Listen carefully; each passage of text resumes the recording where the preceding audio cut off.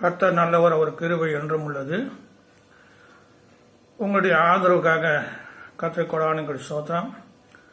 என்னுடைய சேனலை அநேகர் பார்ப்பதனால எனக்கு மகிழ்ச்சி, கர்த்தரும் மகிழ்கிறார். உங்களுக்கு மகிழ்ச்சி உண்டாவதாக. அநேகர் இந்த ஊழியங்களை தாங்குவதற்காக உங்களுக்கு கொடானுங்களுக்கு ஸ்தோத்திரம். கர்த்தர் உங்களை ஆசீர்வதிப்பாராக. இந்த நாளிலும் கர்த்தருடைய வார்த்தை தியானிப்போம். இந்த நாளுடைய கர்த்தருடைய வார்த்தை என்னவென்றால், இடைவிடாமல் ஜெபம் பண்ணுங்கள். இரண்டாவது, இடைவிடாமல் நம்புங்கள். இடைவிடாமல் ஆராதனை செய்யுங்கள். முதலாவது இடைவிடாமல் ஜெபம், இடைவிடாமல் நம்பிக்கை, இடைவிடாமல் ஆராதனை. அதே இடைவிடாம ஆராதனை கீழே விசுவாசிங்க, இடைவிடாம விசுவாசிங்க தேவனை. ஹல்லேலூயா. ஏன் சில பேர் சொல்றாங்க, நாங்கள் ஜெபம் பண்றோம் பதிலே கிடைக்கல சொன்னாக்கா, கிடைக்கும். இடைவிடாமல் ஜெபம் பண்ணு. நம்பிக்கை, இடைவிடாமல் நம்பிக்கையா இருக்கும் தேவன் மேல, இடைவிடாம விசுவாசமா இருக்கும். ஹல்லேலூயா. இதை குறித்து நாம் தியானிப்போம். சங்கீதம் 71வது சங்கீதம் 14வது வார்த்தை வாசிப்போம். சங்கீதம் 71. கர்த்தர் நல்லவர், அவர் கிருபை என்றும் உள்ளது. சங்கீதம் 71 14வது வார்த்தை வாசிப்போம். நானும் எப்போதும் நம்பிக்கொண்டிருந்து மேன்மேலும் உம்மை துதிப்பேன். சங்கீதக்காரன் சொல்றாரு, தேவனை பார்த்து, நானும் எப்போதும் நம்பிக்கொண்டு இருந்து. அவர் என்ன சொன்னாரு, எப்பவுமே நம்பிக்கொண்டே தான் இருப்பேன், நம்பிக்கை விட மாட்டேன், நம்பிக்கொண்டே இருந்து உண்மை துதிப்பேன். சில பேர் என்ன பண்ணாங்க, சில நாள் துதிப்பாங்க, சில நாள் ஜபிப்பாங்க, பதில் வராதனால விட்டுடுவாங்க. அப்படி கிடையாது. இடைவிடாம ஜபம் பண்ணு, இடைவிடாம நம்புனு, இடைவிடாமல் ஆராதனை பண்ணு. இந்த சங்கீதம் 71:14 சொல்லப்பட்ட வார்த்தை, மேன்மேலும் உண்மை துதிப்பேன். மேன்மேலும் பாருங்க, இடையிடையே ஜபத்தை நிக்க வச்சிடறோம், இடையிடையே நம்புவதை நிக்க வச்சிடறோம், இடையிடையே விசுவாசத்தை நிக்க வச்சிடறோம். அப்படி இல்லை. இந்த சங்கீதத்தில் 71:14, நானும் எப்போதும் நம்பிக்கொண்டு இருந்து, எப்போதும் நம்புவேன். நான் மரணத்தில் என்னை கொன்று போட்டாலும் உண்மையில நம்பிக்கையா இருப்பேன்னு சொல்லிட்டு யோபு சொல்றாரு. எப்போதும் நம்புவேன். இதை குறித்து நம்ம தியானிப்போம். கர்த்தர் நல்லவர், அவர் கிருபை என்றும் உள்ளது. இது எப்போதும். இரண்டாவது, சங்கீதம் 71 3வது வார்த்தை, நான் எப்போதும் வந்தடையத்தக்க கண்மணியாய் இரும், என்னை ரட்சிப்பதுக்கு கட்டளிட்டீரே, நீரே என் கண்மலையும் என் கோட்டையுமாய் இருக்கிறீர். ஒரு விசேஷமான வார்த்தை. இதுல என்ன சொல்றாரு, என்னை ரட்சிப்பதற்கு கட்டளையிட்டேரே. ரட்சிக்கப்படுறது அவ்வளவு லேசான காரியம் இல்லைங்க. தேவன் கட்டளை கொடுக்கணும். நம்ம சுவிசேஷம் சொல்றோம், சபை நடத்துறோம், தேவனுடைய வார்த்தையை சொல்றோம், எல்லாம் செய்யறோம். ஆனா ரட்சிப்பு கர்த்தருடையது. ஹல்லேலூயா. நான் கிறிஸ்தவ மார்க்கத்தை அறியாத இருந்தாலும் கர்த்தர் என்னை ரட்சித்தார். இந்த வேத வார்த்தை, நான் எப்போது வந்தடையத்தக்க கண்மலையாயிரும், என்னை ரட்சிப்பதற்கு கட்டளையிட்டரே, நீரே என் கண்மலையும் என் கோட்டையுமாய் இருக்கிறீர். என்னை ரட்சிப்பதற்கு கட்டளையிட்டரே. அப்போ ரட்சிக்கப்படுறது நம்ம கையில் இல்லை, கர்த்தருடைய கருத்துல இருக்கு. ரட்சிப்பு கொடுக்குறாரு. அந்த விலையேற ரட்சிப்பை நம்ம காத்துக்கொள்ளணும். ஹல்லேலூயா. சங்கீதம் 109 சொல்றாரு. சங்கீதம் 109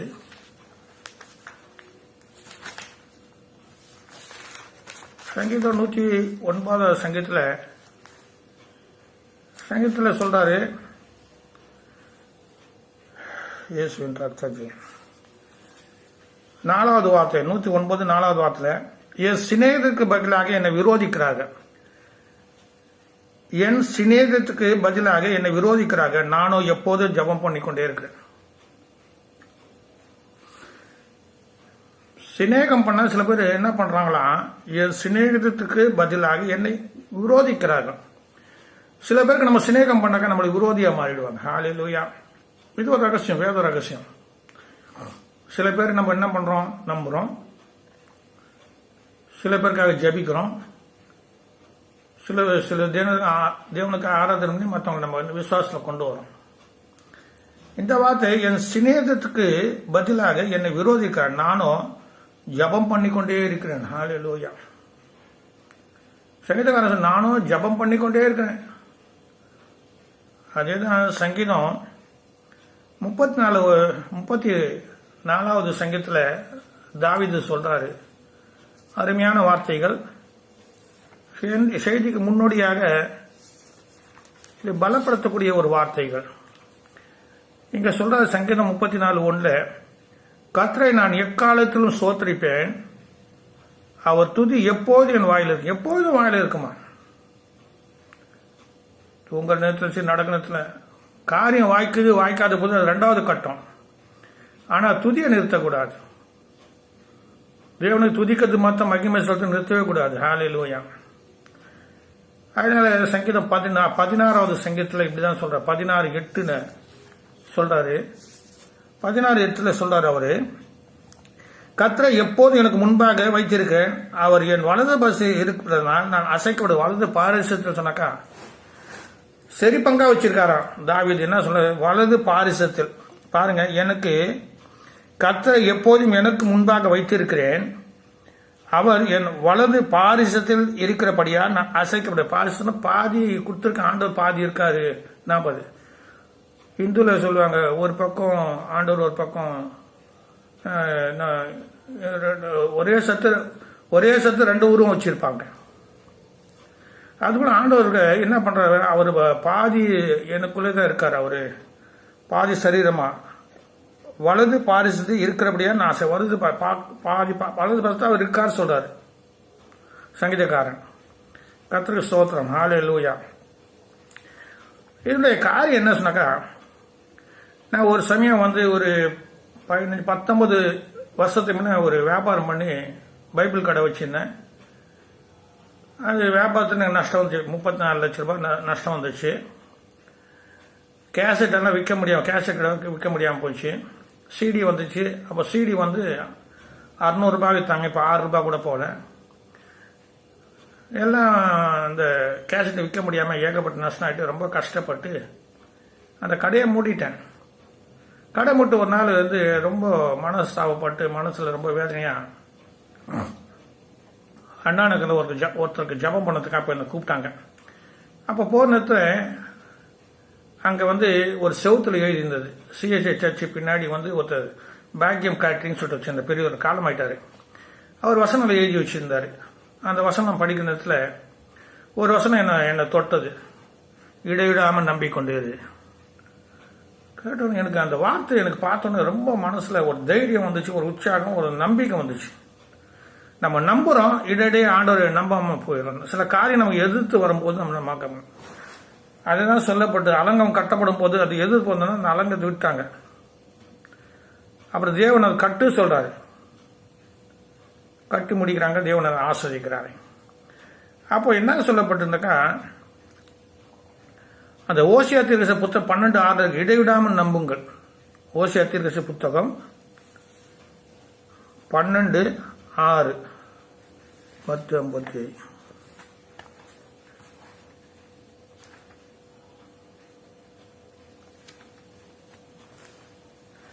ஓசியா 12வது அதிகாரம். அந்த வார்த்தை என்னை தொட்டனால நான் பலப்படுத்தப்பட்டேன். வார்த்தை நம்மளை பலப்படுத்தும், தேவனுடைய வார்த்தை நம்மளை பலப்படுத்தும். அந்த வார்த்தையை நான் வாசிக்கிறேன். ஓசியா தீர்க்கதரிசி புத்தகம் 12வது அதிகாரம் 6வது வார்த்தை. இப்போது நீ உன் தேவனிடத்தில் மனம் திரும்பு. நம்ம காரியம் வாய்க்கணும், ஆனா நம்ம தேவனத்தை மனம் திரும்பணும். தேவனத்தை மனம் திரும்பும் போது அவர் நமக்காக மனம் திரும்புறாரு.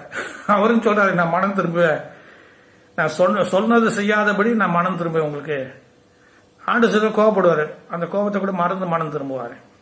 முதலாவது நம்ம மனம் திரும்பணும். நம்ம மனம் திரும்பாம ஆண்டவர் எப்படி மனம் திரும்புவார் சொல்லுங்க?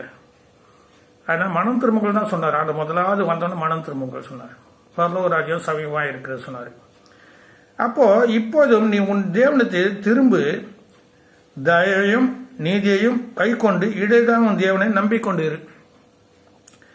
என்ன சொல்றது, தயவையும் நியாயத்தையும் கை கொண்டு, தயவாகவும் இருக்குது, நியாயத்தையும் கை கொண்டு, இடைவிடாமல் தேவனை நம்பிக்கொண்டு இரு. இடைவிடாமல் நம்பு தேவனை.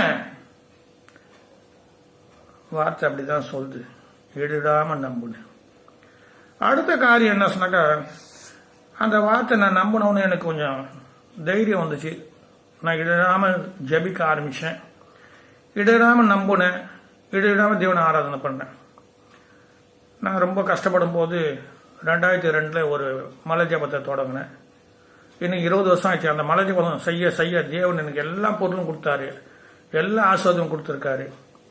எல்லாம் சொன்னாங்க, சமாதானத்தை கொடுத்துருக்காருங்க. பணமா நினச்சிக்காதீங்க, சமாதானம் தான் பெருசு, அவருடைய தயவு பெருசு, அவர் கிருபை பெருசு. எல்லாரும் என்னை பார்த்து பணம் இருக்கதான் நினச்சிக்காதீங்க. தேவனுடைய இரக்கம் இருக்கு, தேவனுடைய கிருபை, அவருடைய ரட்சிப்பு இருக்கு. அதான் பெரிய காரியம். அப்போ இடைவிடாம உன் தேவனை நம்பிக்கொண்டு சொன்னார். நம்பிக்கை போச்சு. எனக்கு கூட பவுல் சொல்றாரு, எங்களுக்கு நம்பிக்கை அறுத்து போச்சு, கடல் பிரயாணத்தை நம்பிக்கை போச்சு, பிழைப்போம் என்ற நம்பிக்கை போயிடும் சில பேருக்கு. ஆனா பிழைக்கக்கூடிய நம்பிக்கை தேவனிடத்துல இருக்கு. ஹல்லேலூயா. அந்த நம்பிக்கை வைங்க. நம்பிக்கை எப்படி இருக்குன்னு, இடைவிடாம நம்புன்னு. ஜபம் எப்படின்னு, இடைவிடாமல் ஜபம் பண்ணு. லூக்கா 18:1 சொல்லப்பட்ட வார்த்தையை கவனிப்போம். லூக்கா 18:1 உங்களுக்கு எல்லாமே தெரியும். நீங்க வேதத்தை படிக்கிறவங்க, சபைக்கு போறவங்க இருந்தாலும் சில காரியங்கள் உங்களுக்கு மறைக்கப்பட்ட காரியங்கள் தேவனை வெளிப்படுத்துவார். இங்கே லூக்கா 18:1 வார்த்தை, சோர்ந்து போகாம எப்போதும் ஜெபம் பண்ண வேண்டும் என்பதை குறித்து அவர் ஒரு உவமையை சொன்னார். சோர்ந்து போகாம ஜெபிக்கணுமா? ஹல்லேலூயா. ஜெபம் பண்றது சோர்வு வந்துடும், பலவீனம் வந்துடும், பிரச்சனைக்கு வரும். இருந்தாலும் ஜெபம் பண்ணு, இடைவிடாம ஜெபம் பண்ணு. இடாம ஜெபம் பண்ணும்போது அது நமக்கு நீதியா எண்ணப்படும். தேவன் அது கேட்பார். அதுக்கு தான் சொல்றாரு, அது ஓமை சொல்றாரு. அந்த பட்டணத்தில் ஒரு விதவையும் இருந்தால், பாருங்க 2வது வார்த்தை, ஒரு பட்டணத்துக்கு ஒரு நியாயாதிபதி இருந்தான். அவன் தேவனுக்கு பயப்படாதவனும் மனுஷரை மதியானமா இருந்தான். எப்படி இருந்தான் பாருங்க. அவன் தேவனுக்கு பயப்படாதவனும் மனுஷரை மதியானமா இருந்தான். அந்த பட்டணத்துக்கு ஒரு விதையும் இருந்தான். அவள் அவனிடத்து போய், எனக்கும் என் எதிராளிக்கும் இருக்கிற காரியத்தை எனக்கு நியாயம் செய்ய வேண்டியது விண்ணப்பம் பண்ணான். பண்ணினான். வெகு நாட்களும் அவனுக்கு மனதில் ஆகிறது. ஜபத்துக்கு சில பதிலே வர வெகு நாட்கள் ஆகும். தியானம் ஜபம் பண்ணி என்ன பண்ண, பிசாசு தட்டு தான் 21 நாள் பொறுத்து தான் அந்த ஜபம் இறங்கிச்சு. யார்கள் தூதர் அந்த ஜபத்தை கொண்டு வந்தாரு, தடைகளை நீக்கி. ஜபிக்கிறேன், தானியேல் 3 வேளை ஜபிக்கிறேன். அவனுக்கு விசேஷமான ஆவி இருந்தது. அவன் ஜபம் கேட்கப்பட்டது, பதில் வந்தது. பதில தடுத்துடுறான் பிசாசு வான மண்டலத்துல. அப்போ உங்க ஜபங்களுக்கு பதில் வந்திருக்கும். அது தடை உண்டு, அந்த தடையை உடைக்கணும். ஹல்லேலூயா. தானியேல் ஜபம் 21 நாள் பொறுத்து தான் அவனுக்கு கிடைச்சது. ஹல்லேலூயா. நீங்க வாசிங்க, தானியேல் 9, 10, 11 அதிகாரத்தில் அந்த வார்த்தைங்க இருக்கு. நீங்க படிக்கும் போது தேவன் உங்களை ஆசிரிப்பார். அப்போ அவன் என்ன சொல்றான், வெகு நாள் ஒரு அவனுக்கு மனதில் இருந்து, பின்பு அவள், நான் தேவனுக்கு பயப்படாமலும் மனுஷரை மதியாமல் இருந்தோம், இந்த விதவை என்னை எப்போதும் தொந்தரவு செய்கிறப்பட. எப்போதும் அங்க பார்த்த எப்போதும், இப்போதும் எப்போதும் ஜபம் பண்ண, எப்போதும் சொல்ற வார்த்தையை நான் முக்கியப்படுத்தி பேசுறேன். அவன் சொல்றான், எப்போதும் தொந்தரவு செய்கிறபடியால் இவள் அடிக்கடிக்கு என்னை அழுத்தாடுபடிக்கு இவளுக்கு நியாயம் செய்ய வேண்டும் என்று தனக்குள்ளே சொல்லிக் கொண்டான். என்ன அதிசயம் பாருங்க. ஒரு மனுஷன் நியாயம் பண்றா, அப்ப தேவன் நியாயம் பண்ணாம விட்டுடுவாரா? நம்மள நீதி செய்யாம விடுவாரா? பதில் தராம விடுவாரா? விட மாட்டாரு. தனக்குள்ளே சொல்லிக் கொண்டான். பின்பு கர்த்தர் அவனை நோக்கி, அநீதி உள்ள அந்த நியாயாதிபதியை சொன்னதை சிந்தித்து பாருங்கள். அதன்படியே தேவன் தம்மை நோக்கி இரவும் பகலும் கூப்பிடுவர்களுமாகிய தம்மால் தெரிந்து கொள்ளப்பட்டவர்கள் விஷயத்தை நீடிய பொறுமையாய் இருந்து அவருக்கு நியாயம் செய்யாமல் இருப்பாரோ? நியாயம் செய்வாரு. பொறுமையா இருக்கணும். பொறுமையை சோதிப்பார். பொறுமை சோதிக்கப்படும். பதில் வந்தா கூட அந்த பதிலுக்கு வேண்டிய எல்லா அவனுடைய காரியங்கள் நடக்காது. தேவன் அந்த பதிலை நிறைவேற்றுவார். ஹல்லேலூயா. அப்போ இதுல என்ன இடைவிடாமல் ஜெபம் பண்ணுங்க சொல்லப்பட்டிருக்கு. சில பேர் ஜெபத்தை விட்டுடுவாங்க.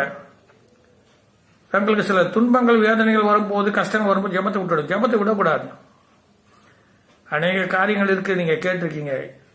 இடைவிடாம நம்புன்னு, இடைவிடாம ஜெபிக்கணும், இடைவிடாம ஆராதனை. தானியேல் 6வது அதிகாரம், தானியேல் 6வது அதிகாரம். ஹல்லேலூயா.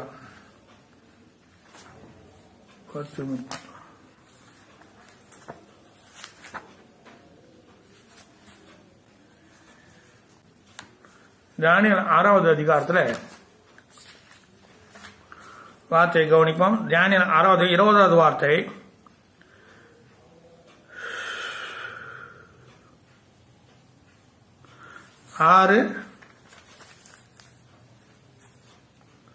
தானியேல் 6வது அதிகாரம் 20வது வார்த்தை. ராஜா கெபியின் கிட்ட வந்த போது துயர சத்தமாய் தானியேலை கூப்பிட்டு, அங்கே என்ன பண்றாங்க, சிங்க கபியில போடுறாங்க. தானியேல் தேவனுக்கு பயப்படுறவன், இந்த சிலையை வணங்கல, ஒரு நம்பிக்கை. அவன் 3 வேளையும் ஜெபம் பண்றான். ராஜா கட்டளை போட்டா கூட தேவனை நோக்கி 3 வேளை ஜெபம் பண்றான். நம்ம ஒரு வேளை ஜெபம் பண்றதுக்கு சிரமப்படுறோம். கொஞ்சம் தேவனுக்கு இடம் டைம் கொடுத்து சோதனை பண்ணி நன்றி சொல்லி பாருங்க, பெரிய காரியம் கர்த்தர் செய்வார். அவர் சொல்ற, ராஜா கெபியின் கிட்ட வந்த போது துயர சத்தமாக தானியேலை கூப்பிட்டு, தானியேலே, தேவனுடைய தாசனே, நீ இடைவிடாம ஆராதிக்க உன் தேவன் உன்னை சிங்கங்களுக்கு தப்பிக்க வல்லவராய் இருந்தா என்று தானியேலை கேட்டான். இடைவிடாம நீ ஆராதிக்கிறப்பா, உனக்கு ஏங்கப்பா கர்த்தர் நன்மை செய்யல? கர்த்தர் நன்மை செய்யறாரு, எவ்வளோ நன்மை செய்யறாரு. இன்னைக்கு நம்ம ஜீவனோட வைத்திருக்காரு, 3 வேளை ஆகாரம் கொடுக்கிறாரு, சமாதானத்தை தூங்குறோம், சமாதானத்தை இழந்துக்கிறோம், நம்மளுக்கு நோய் நொடியை விளக்குகிறார், நமக்கு 8வது அறியாத பெரிய காரியங்கள் செய்துன்னு தான் இருக்காரு. அதுக்காக கர்த்தர் செய்யல சொல்லக்கூடாது. இரவு நம்ம காக்கிற கர்த்தர், அவர் உறங்குவதில்லை. அதனால இங்க கேட்கிற ராஜா கேட்கிறார், நீ இடைவிடாமல் ஆராதிக்க உன் தேவனை, உன் தேவன் உன்னை சிங்கங்களுக்கு தப்பிக்க வல்லவராக இருந்தாரா என்று தானியேல் கேட்டான். அப்போது தானியேல், ராஜாவே, நீர் என்று வாழ்க, என்றும் சிங்கங்கள் என்னை சேதப்படாதபடிக்கு தேவன் தம்முடைய தூதனை அனுப்பி அவைகளின் வாயை கட்டி போட்டார். அதனால் அவருக்கு முன்பாக நான் குற்றமற்றவனாய் காணப்பட்டேன். ராஜாவே, உமக்கு முன்பாகவும் நான் நீதிகேடு செய்ததில்லை என்றான். குற்றமற்றவனாய் காணப்பட்டான் தேவனுக்கு முன்பாக. எவ்வளவு நல்லவர் பாருங்க கர்த்தர். சங்கீதக்காரன் சொல்றாரு, சங்கீதம் 119 சொல்றாரு, தானியேல் என்ன பண்ணாரு, 3 வேளை ஜெபம் பண்ணினான். சங்கீதம் 119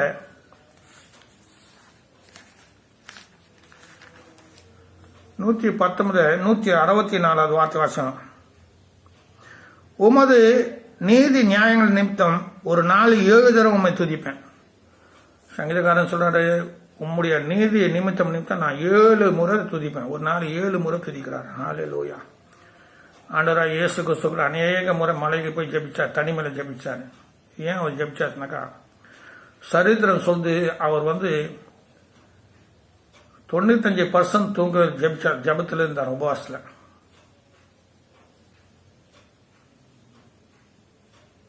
கர்த்தர் நல்லவர். அவர் மற்ற ஜெபிக்காமல் இருந்தாரு, அவரும் ஜெபித்தாரு, நாமும் ஜெபிக்கணும். ஹல்லேலூயா. 1, இடைவிடாம ஜபம், இடைவிடாம நம்பிக்கொண்டு உன் தேவனை நம்பிக்கொண்டு, இடைவிடாம ஆராதனை, இடைவிடாம விசுவாசம். அடுத்தது பார்க்க போனாக்கா, அப்போஸ்தலர் 10:2 வாசிப்போம். அப்போஸ்தலர் 10:2.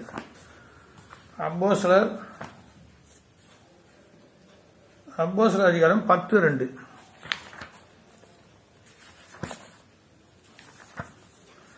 அப்போஸ்தலர் அதிகாரம் 10வது அதிகாரம் 2வது வார்த்தை. 10வது 2வது வார்த்தை பாருங்க. அந்த 1 இத்தாலிய பட்டணம் எனப்பட்ட பட்டணத்தில் 100க்கு அதிபதியாகிய கொர்நேலியு என்னும் பெயர் கொண்ட ஒரு மனுஷன் செசரியா பட்டணத்தில் இருந்தான். அவன் தேவ பக்தி உள்ளவனும் தான் வீட்டார் அனைவரோடும் தேவனுக்கு பயந்தவனுமாய் இருந்து ஜனங்களுக்கு மிகுந்த தர்மங்களை செய்து எப்போதும் தேவன் நோக்கி ஜபம் பண்ணி கொண்டே இருந்தான். பாருங்க, தான தர்மம் பண்றாரு, உதவி செய்யறாரு, ஜபம் பண்றாரு. சில பேர் ஜபமும் பண்றதில்ல, தான தர்மம் பண்றதில்ல, ஆண்டரை இடையிடையே விட்டுடுறாங்க. இடையிடையே ஜபம் நின்றது, இடையிடையே நம்பிக்கை போச்சு, இடையிடையே ஆராதனை விட்டுடுறாங்க.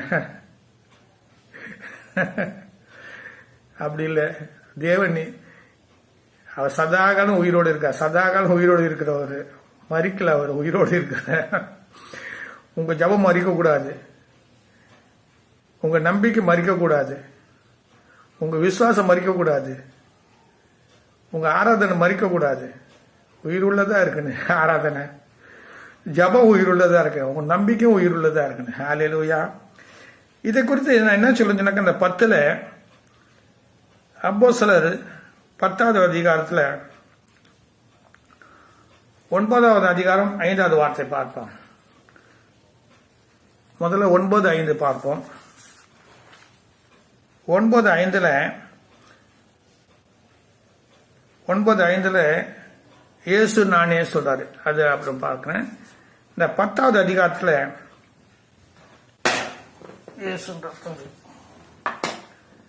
இந்த 10வது அதிகாரத்தில் 11வது வார்த்தை வாசிப்போம். இது எனக்கு ரொம்ப பிடிச்சமான வார்த்தை.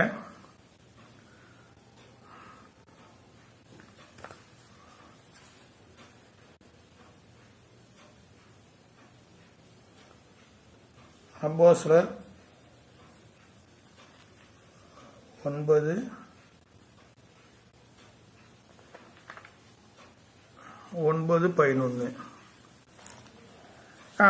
அப்போஸ்தலர் 9:11. அப்போது கர்த்தர், நீ எழுந்து நேர் தெரு எனப்பட்ட தெருவுக்கு போய் யூதாவின் வீட்டிலே தர்சு பட்டணனாகிய சவுல் என்னும் பேருள்ள ஒருவனை தேடு, அவன் இப்போது ஜபம் பண்ணுகிறான். ஜபம் பண்றது கர்த்தர் பார்க்கிறாரு.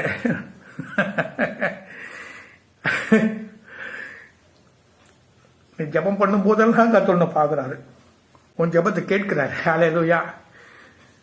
ஜபத்தை கேட்கிற மாமிசமான யாவரும் மனுத்து வருவார்கள். சங்கீதக்காரர் சொல்ற, ஜபத்தை கேட்கிறவரே. நான் கூட ஜபம் பண்ணி தான் இன்னைக்கு உயிரோடு இருக்கேன், ஜபம் பண்ணி நல்லா இருக்கேன். இந்த ஜபத்தை குறித்து இன்னும் நான் பேசுறேன். ஆனா இப்போது சொல்றதுன்னா, இடைவிடாம ஜபம் பண்ணுங்க, இடைவிடாம நம்புங்க, இடைவிடாம ஆராதனை, இடைவிடாம விசுவாசமா இருங்க. சரி, இப்போ என்ன சொன்னாக்கா, இங்க சவுல் அனனியா கிட்ட பேசுற, அனனியா சொன்ன தீர்க்கதரிசிட்ட பேசாரு. அப்போது கர்த்தர், நீ எழுந்து நேர் தெருவுக்கு எனப்பட்ட தெருவுக்கு போய் யூதாவின் வீட்டிலே தர்சு பட்டணனாகிய சவுல் என்னும் பேருள்ள ஒருவனை தேடு, அவன் இப்போது ஜபம் பண்ணுகிறான். கர்த்தர் சொல்றாரு, யார் ஜபம் பண்ணல, யார் ஜபம் பண்ண கர்த்தருக்கு தெரியும். நீர் என்னை காண்கிற தேவன் சொல்லிட்டு ஆகா சொன்ன, அவர் பார்க்கிறாரு, உன் ஜபத்தை கேட்கிறாரு. கர்த்தர் நல்லவர், ஜபம் பண்ணி கொண்டே இருக்கிறான். எவ்வளவு அழகான வார்த்தை பாருங்க. இங்க அப்போஸ்தலர் 10:26 பேதுரு குறித்து சொல்லப்பட்டது. 10:34 இயேசுவின் ரத்தம் செய்யும். 10:26 பேதுரு அவனை நோக்கி தூக்கி எடுத்து எழுந்து, நானும் ஒரு மனுஷன் தான் என்றான். பேதுரு உள்ளே பிரவேசிக்கிற போது கொர்நேலியு அவனுக்கு எதிர்கொண்டு போய் அவன் பாதத்தை மீது பணிந்து கொண்டான். அப்போ பேதுரு அனுப்புற, அனனியா அனுப்புறாரு. பேதுரு சத்தியம் சொல்ற, அனனியா போய் பேசுறாரு, ஜபம் பண்றாரு, அவருக்கு அபிஷேகம். பேதுரு அனுப்புற, ரெண்டு பேர் அனுப்புறாரு. ஹல்லேலூயா. இங்க பேதுரு போய் என்ன பண்றாரு, பேதுரு போற உள்ளே பிரவேசித்த போது கொர்நேலியு அவனுக்கு எதிர்கொண்டு போய் அவன் பாதத்தில் விழுந்து பணிந்து கொண்டான். பேதுரு அவனை தூக்கி எடுத்து, எழுந்திரு, நானும் ஒரு மனுஷன் தான் என்றான். அப்படி எப்படி பாருங்க, தேவன் 31 சொல்றாரு, கொர்நேலியுவே, உன் ஜபம் கேட்கப்பட்டது, உன் தானதம தேவன் சந்நிதியில் நினைவூட்டப்பட்டது. பாருங்க, நினைத்தருளப்பட்டது. ஜபங்கள், தியானங்கள், காணிக்க, தசம பாகம் எதுவாக இருந்தாலும் கர்த்தருடைய சந்நிதிக்கு தெரியாம போகாது. அதனால் ஜெபம் பண்ணுங்க, நம்பிக்கொண்டு இருங்க, இடையிடாமல் விசுவாசங்க பண்ணுங்க. கர்த்தர் பெரிய காரியங்களை செய்வார் என்று சொல்கிறேன். இங்கே இன்னொரு வார்த்தை, ரோமர் 4வது அதிகாரம், ரோமர் 4:211. ரோமர் 4வது அதிகாரத்தில் நான் சுருக்கமாக பேசுகிறேன், கேளுங்க. 4வது 17வது வார்த்தையில், அநேக ஜாதிக்கு உன்னை தகப்பனாக ஏற்படுத்தினான் என்று எழுதியிருக்கிறபடி அவன் தன் விசுவாசமாகிய மருத்துவரை உயிர்ப்பித்து இல்லாதவர்கள் இருக்கிறவனை போல அழைக்கிற தேவனுக்கு முன்பாக அழைக்கிறவரமாக இருக்கிற தேவனுக்கு முன்பாக உண்மையாக நாம் எல்லோருக்கும் தகப்பனான இல்லாதவர்கள் அழைக்கிறவன் தேவனும். தேவனுக்கு என்ன இல்லையோ அது அவர் செய்ய வல்லவர். ஹல்லேலூயா. சரீரம் செத்து போச்சு, எல்லாம் கடந்து போச்சு. அப்பவும் தேவன் சொன்ன வாக்குதத்தை நிறைவேற்றினான் ஆபிரகாம். இங்க எனக்கு பிடித்த வார்த்தை என்ன சொன்னாக்கா, இல்லாதவளை இருக்கிறவன் போல் அழைக்கிறவமாக தேவனுக்கு முன்பாக, இல்லாத இருக்கிறவனுமாக அழைக்கிற தேவன். அவர் சொன்னாவே உண்டாகும், அவர் சொன்னா போது உண்டாயிடும். ஹல்லேலூயா. சங்கீதம் 30, அவர் சொல்ல ஆகும், அவர் கட்டட நிற்கும் என்று சங்கீத 33 சொல்லப்பட்டிருக்கு. அவர் கட்டட சூரியன் நிற்கும் சொல்லிட்டு சொல்லப்பட்டிருக்கு சங்கீதத்தில். யோபு சொல்றாரு, அவர் கட்டளையிட்டா தான் சூரியனை உதிக்கும், இல்லை உதிக்காது.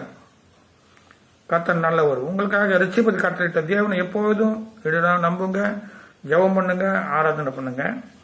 இந்த ரோமன் 4வது அதிகாரத்தில் 18வது வார்ப்போம், உன் சன்னதி இவ்வளவாய் இருக்கும் என்று சொல்லப்பட்டபடியே தான் அநேக ஜாதிக்கு தகப்பன் ஆவதற்கு நம்புவதற்கு ஏது இல்லாத அதை நம்பிக்கொண்டே விசுவாசனம்.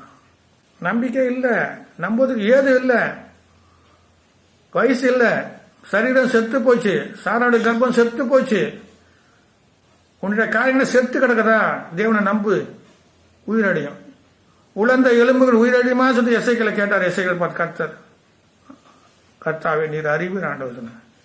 அப்ப ஆண்டவர் பேசுப்பா சொன்னாரு. அந்த உலர்ந்த எலும்பை பார்த்து பேச சொன்னாங்க, அந்த உயிரடைந்தது.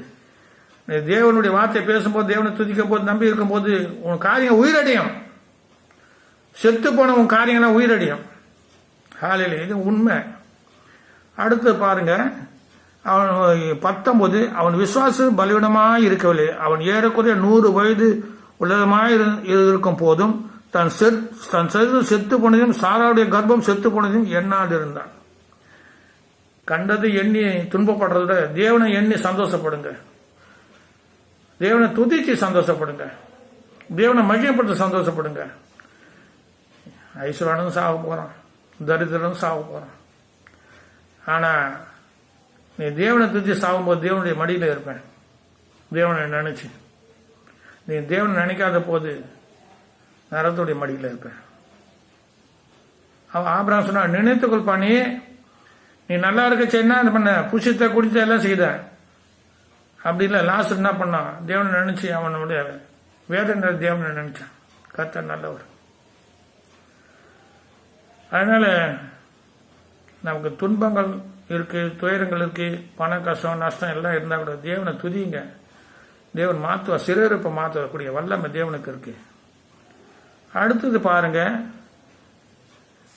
ரோமன் 4:20, தேவனுடைய வாக்குத்தத்தை குறித்து அவன் விசுவாசமாய் சந்தேகப்படக்கூடாது. ஏற்கனவே சொல்லியிருக்கேன், சந்தேகம் நம்மளை கவுத்துரும். சந்தேகம் ஒரு பிசாசுடைய ஆயுதம். அவன் சந்தேகப்படாம விசுவாசம். அப்புறம் நம்ம விசுவாசிக்க முடியல, உண்மையா சந்தேகம் வந்தது நடுநிலை, அது மாமிசத்துல ஒட்டி பிறந்திருக்கு. ஏன் அப்படி ஆச்சுனாக்கா, ஏவாள் கீழ்படியானால அந்த இச்சை நமக்குள்ள வந்துச்சு. ஆதாமேவோட இச்சை நமக்குள்ள வந்தனால நம்ம கீழ்படியதில்லை தேவனுக்கு. சந்தேக புத்தி, நம்ப முடியாத தருணம், விசுவாசிக்க முடியாத ஒரு தருணம், ஆராதிக்க முடியாத ஒரு தருணம், ஜபிக்க முடியாத ஒரு தருணம். யார் இந்த பாவம்? ஆதாம் ஏவாள் இச்சித்தாங்க. புசிக்காத சொன்ன கனியை இச்சித்து புசித்தனால வந்த இந்த துன்பம் நம்ம சரீரத்தில் இருக்கு, சரீரத்தோட பிறந்தது. அதை நீக்க தான் ஜெபம் பண்ணு. அது நீங்க போதான் தேவனை நம்பிக்கொண்டு இருந்தேன், ஆராதனை பண்ணு, விசுவாசிக்கணும். கர்த்தர் நல்லவர். 21 ரோமர் 4:21 தேவன் வாக்குத்தத்தம் பண்ணியதை நிறைவேற்ற வல்லவராய் இருக்கார் என்று முழு நிச்சயமாய் நம்பி தேவனை மகிமைப்படுத்தி விசுவாசத்தில் வல்லவனான. முழு நிச்சயம் வேணும்.